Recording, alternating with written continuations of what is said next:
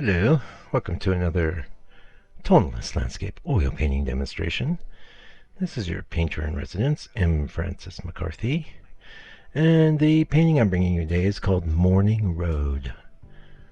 I'm calling it 8 by 10 in my title there, but it's really 3.5 by 5. It's a mini. I did this about a week and a half ago, I'd say, and pretty happy with it.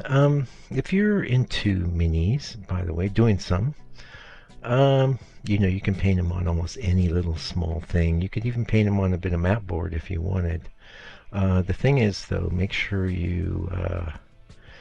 I like to use transparent gesso.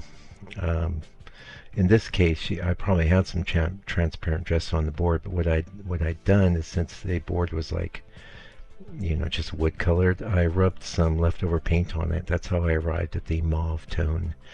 And this day, when I went into the studio, I was looking around, thinking, what do I want to paint today? I grabbed the mauve board, and then pardon me, I got into my little reference folder and said, what's going to work good with this as a kind of undercolor? And this was a scene I came across.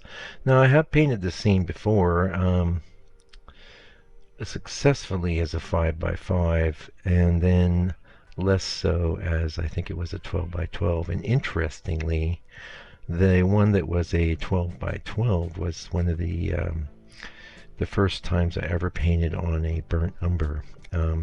What I'd done is, because I just thought the painting had a lot of problems. One of the main problems was, at that time, I was really getting into dry brushing, and I just dry brushed the life out of it. And I didn't. So a lot of times when I'd been painting over old paintings at that time, I would just start painting on it, and you'd see bits of the old painting peeking through, and you just have to stay the course. But there, I had an epiphany on the one I'm referring to, and that was like, why don't I just cover this whole thing with like a brown? And at that time, I was working more on a burnt sienna type tone, which wouldn't have been quite dark enough to cover things. So I thought, I'm going to go with burnt umber. And I was into painting on dark burnt umber boards for a year and a half after that, at least, maybe two.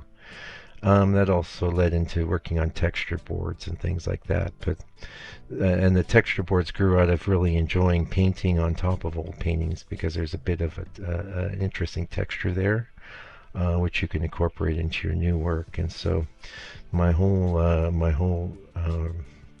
ride down that rabbit hole was basically trying to create textures that would mimic the feel of painting on an old painting.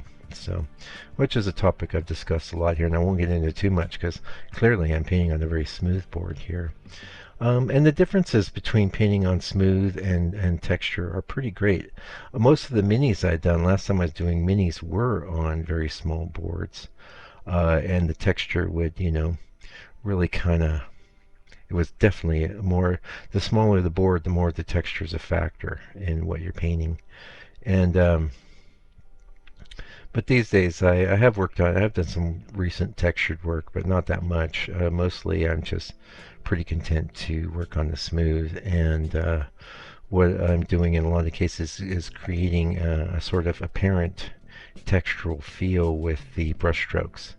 And there too, on the smaller sizes, you're not going to get as into expressive sort of brushwork what I'm doing in the video right now. Oh, by the way, in the live video, you would have got a full breakdown of the colors that I used. Don't know right now, but I'm guessing phthalo blue, dioxine purple, white, black, raw umber, possibly some raw sienna. It looks like some raw sienna was involved. And this particular painting, it's off in the purple tones, mauve, blues, grays, and it gets a little warm. And at the very end, I bring in the smallest amount of greenish tones as well. So stay tuned for that. What do we want to talk about? So I'm going to try and keep it on the painting for a little bit longer. So I did a pre-mix of my colors here, and a couple of these last minis I was just mixed as I was going. It does lengthen the videos a little bit though, and for you watching the short 15-minute version, it's probably not as good. So that's one of the reasons why I tend to do my premix colors before the videos. But it's all good. I don't tend to do that on the sepia ones, which I've been back into doing a bit of those, mostly on the 8x10 size, and I'll have some more of those to present to you. So what is good about premixing colors is it's a good way to, first of all, make sure you're going to get in there and finish the painting that day. So a great strategy is to say premix some colors, say before dinner, have your dinner, and then know that those colors are sitting there drying. Don't put them away. Don't put it in the fridge. Which, by the way, if you didn't know, I store my oil painting palette in the fridge at my studio. Not sure what I'm going to do here at the house studio. I haven't been using that much. More so because we're on the big LOCKDOWN here, and I don't want to say the word because Google's actively censoring people right now. So this is an art channel. We don't need any grief. But I feel it's especially important to work at my more publicly facing studio because I don't agree with it. Yeah, I don't think it's a good strategy, and it's very, very devastating to our economy here, the way they've gone about doing that. Yeah, people's lives, people are not doing well, and I won't belabor it because that's not why you're here. You want to talk about art. You're looking for an escape. You want to do some art, probably. Let's talk about brush sizes then. I was using 0s through 2s on this, and most of my minis that's the case. I don't really get up to my 3s, you could force yourself to use an even larger brush, and that might be a very interesting exercise. The great thing about minis is, first of all, I sell a lot of them when, this country isn't on the LOCKDOWN, but more so than the 5x7s, which is funny, huh? They actually don't take much less time than a 5x7 does. Even though the two of these would create a 5x7, I do sell it for roughly the same price, maybe a little less sometimes, but heck, you're looking at an hour, give or take. Yeah, usually it's right around an hour. Not including color mixing, pre-color mixing, which might be, 10-15 minutes, if that. Yeah. And other than that, I work my same way. I do a little drawing. In this case, I believe I used black. And that's, I do my sky, and then I come in and I'm restating my darks. And I'm actually real happy with this little painting. Hopefully you're enjoying seeing it come together. One thing I want to point out is like this road in the reference got really skinny, and so I kind of widened it up. It got real skinny as it receded in the distance, and even in the foreground it was skinnier. I think it's good to usually make roads and things like that, roads, rivers, streams, that kind of thing. Make them a little wider than they appear in your reference. You'll almost never regret it because the camera almost always lies there, and you'd be surprised if you have a camera with a wide focal length capability. I know when I go out in nature and I'm shooting photography, I'm almost shooting just full out wide all the time. So you can create some weird artifacts, like things really wide at the bottom of the scene that get really narrow as they proceed into the distance, and other odd artifacts, like think of the fisheye phenomenon, but a little less. A fisheye is actually just an exceptionally wide format lens. It's super wide. Anyway, just a tip. You want to humanize your reference. So same thing goes for like a little ridge of hills in the distance. It was a tiny little ridge of hills. I made it much more substantial, and you'll never regret following my advice if you do that. I've used the analogy before, but I know I'm always getting new subscribers and new people here of You know, when I first started painting, I was doing a lot of pond scenes. There was a bunch of really neat ponds in the area I lived in, and I showed one to my brother-in-law, and he's like, "Well, that's a nice seascape," and I'm like, "Dude, it's a pond." He's like, "Well, that thing in the distance looks like it's really far away," and it did because the camera made it very small. You know, so that's what I'm talking about. That's what I'm talking about. Well, I can see. Maybe this was 2, 3 weeks ago. My hair looks shorter. Okay. Yeah, we're over the halfway point. I want to talk about a little something else. So if you're dealing with some of this stuff, you know, I mean, you can spend a lot of time online. Heaven help you if you're spending any time watching TV or even going to mainstream websites and things.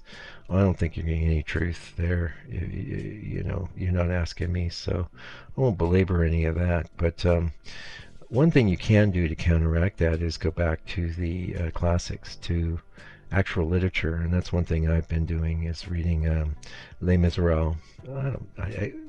I actually don't know why that book wasn't just translated, the title translated in English. The Miserable, you know, by Victor Hugo is an amazing book, and these fine art, just like fine literature, cultures your mind.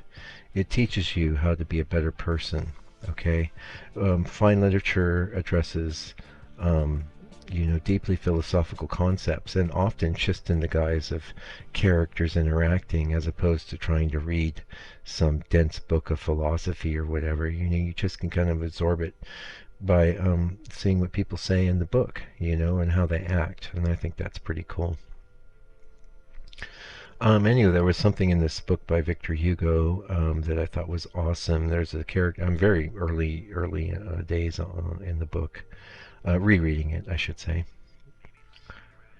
Um, there's a character that is a bishop, and he likes to plant flowers, and he also helps the poor. And you know, his sister, who's another character, says, "Oh, you know, you could plant food there." And he's like, "Well," he says, "sometimes."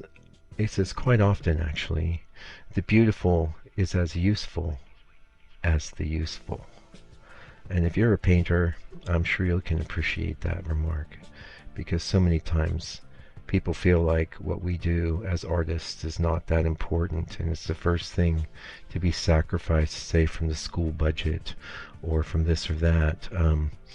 But it really is important. The beautiful and beautifying, creating beautiful things and bringing beauty into this world is one of the things that we can do to step up and stand against the diminishment of humanity that's going on right now. It's just terrible.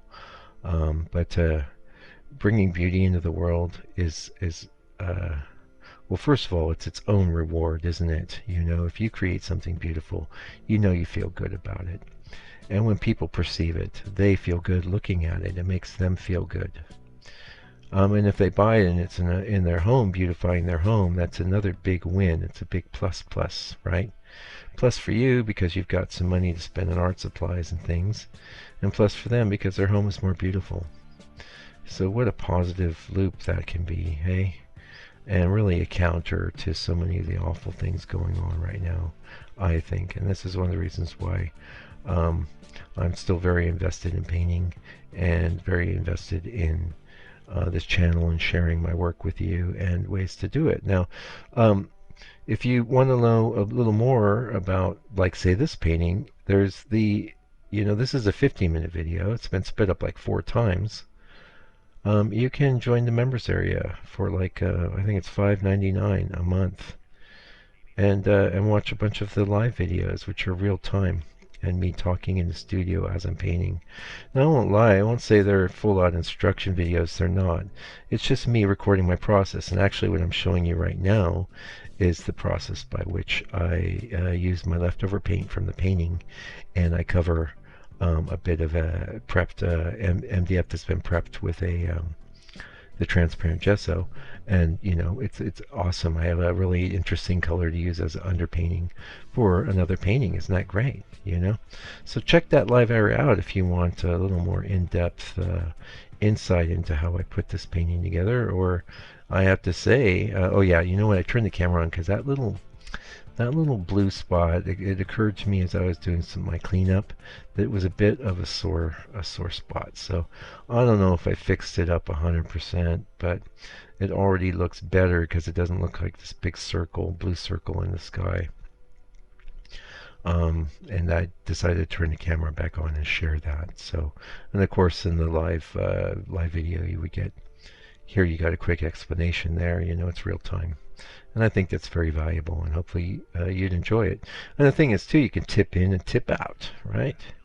So anyway, that's it for today's video. Thank you so much for joining me. I really appreciate you. I love you all. I hope you're doing okay. Keep your chin up. Fight the power, okay? And don't put up with any nonsense. And while you're doing all that, try your best to stay out of trouble.